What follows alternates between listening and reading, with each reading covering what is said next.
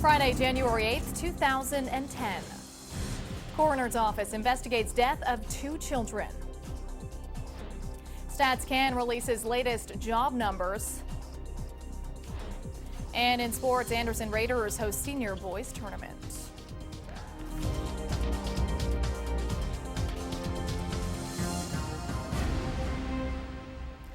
Good evening. We start tonight with startling news in relation to the sudden deaths of 2 young children. The deaths occurred within 24 hours of each other, but in no way are related. As Mike Walker reports, one is now being confirmed a homicide. A southeast Oshawa community is devastated after learning that a 2.5-year-old boy is the region's first homicide of the year. He's a happy little fella. You know, this is why this is so shocking. It's tragedy. That's all I can have to say. Terrible. Police and paramedics were called to the home shortly before noon on Tuesday. When they arrived, they found the lifeless body of the 2.5-year-old in the basement apartment.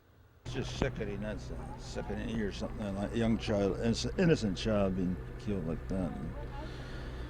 A 26-year-old man who was home at the time and who neighbors describe as the mother's boyfriend has been charged with second-degree murder. A publication ban is preventing releasing the identity of the victim and the accused. The child has no defense. How is he going to defend himself with a grown man? Can't. The accused appeared in court Friday afternoon. The investigation is ongoing, and police are appealing for witnesses to come forward. In Oshawa, Mike Walker, First Local. Meantime, the coroner has ruled the second death was a 9-year-old girl. She was rushed to hospital Tuesday night. The coroner says he's confident the sudden death was not due to H1N1, but a definite cause has yet to be determined. A woman who was struck by a GO transit bus outside of Durham College has succumbed to her injuries in hospital this afternoon. The woman, only described as middle-aged, was crossing the bus stop at around 8:30 this morning when she was struck. She received serious injuries that were treated on the scene. She was transported to the Oshawa General Hospital and succumbed to her injuries there. The Durham Police Traffic Reconstruction Unit was on site all morning. A number of witnesses still have to be interviewed before a decision can be made on whether charges will be laid. If you're one of the thousands of Canadians out looking for work, we have somewhat encouraging news tonight. First Local's Gannon Loftus with the latest job numbers and what these mean for a community that's been rocked by a recession. It's depressing. There's no reason, or it just feels like there's no reason to get out of bed half the time. It's been one of the toughest times of Diane Jackson's life. After over 19 years working in an Oshawa factory, this 43-year-old was laid off, now spending all her energy looking for work. Meantime, this morning, Statistics Canada releasing the latest unemployment numbers. The December rate remaining stable at 8.5%, equaling about 2,600 lost jobs.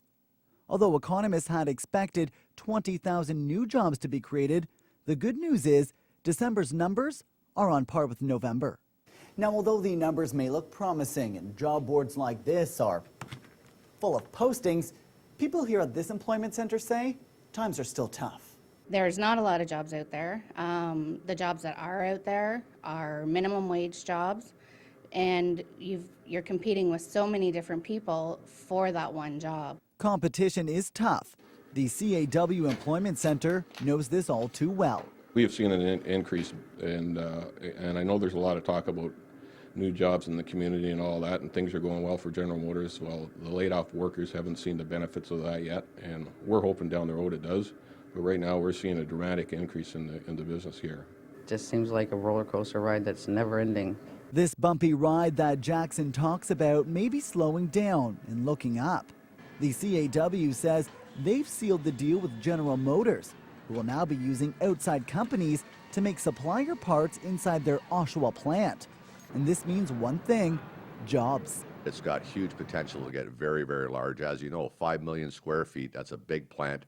There's potential to have several hundred of our laid-off members employed in the parts sector. Buckley says these changes will not only bring laid-off members back to work, but likely create new jobs for the community. In Oshawa, Gannon Loftus, First Local. If you're looking to buy a house, you may be in luck. It's a buyer's market right now, that according to real estate experts who say strike while the iron's hot. MJ Slocco has more. Realtor Masood Vatandoust listed 3 houses this week. He says that's a good sign for Canada's real estate market in 2010. For this time of year, it's not too bad. Going by number of homes in Durham region sold in December, about 500 and change homes sold in December, as opposed to last December of 08, where only 200 and something homes sold.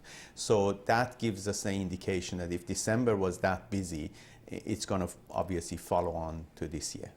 Vatandoust says the recession is to blame for the loan numbers in December of 2008, but he says the market steadily increased last year thanks to a combination of dropping prices and interest rates.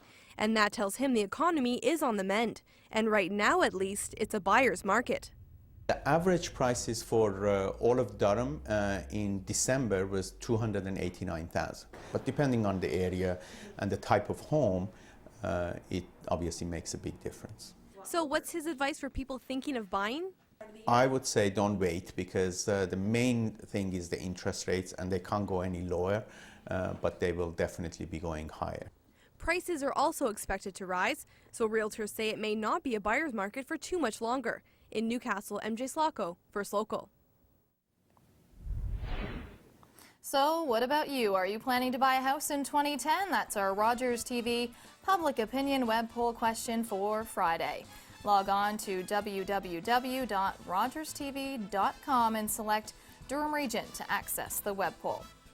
And if you have more to say than yes or no, we want to hear from you. Just click on the First Local page and click on the viewer response link to have your say. Coming up after the break, budding out for good. In sports, Lee Boyadjian will have a look at the Whitby Fury's latest chance for 2 points. Hey everyone, I'm Kasia Badurka for Spotlight on Durham. Stick with us. We've got some smooth and cool highlights from On the Rocks. That's later on First Local.